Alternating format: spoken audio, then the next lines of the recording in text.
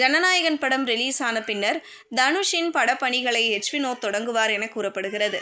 தனுஷ் நடிப்பில் தற்போது அரை டஜன் படங்கள் தயாராகி வருகின்றன.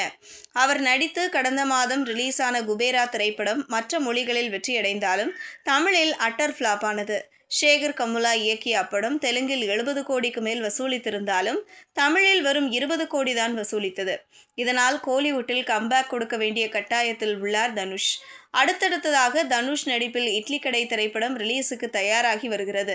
இப்படத்தில் ஹீரோவாக நடித்துள்ளது மட்டுமின்றி இப்படத்தை இயக்கியும் உள்ளார் தனுஷ்.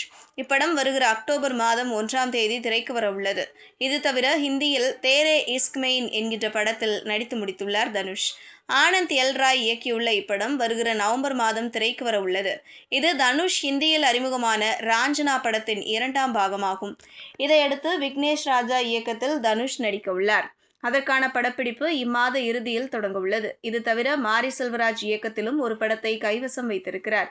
இந்த 2 படங்களிலேயுமே வேல்ஸ் பிலிம்ஸ் நிறுவனம் தான் தயாரிக்கிறது. இப்படங்களை முடித்த பின்னர் தான் தனுஷ் வினோத் இயக்கும் படத்தில் இணைவார் என எதிர்பார்க்கப்படுகிறது. இதுபோன்ற செய்திகளை தெரிந்து கொள்ள செய்தி புனலுடன் இணைந்திடுங்கள்.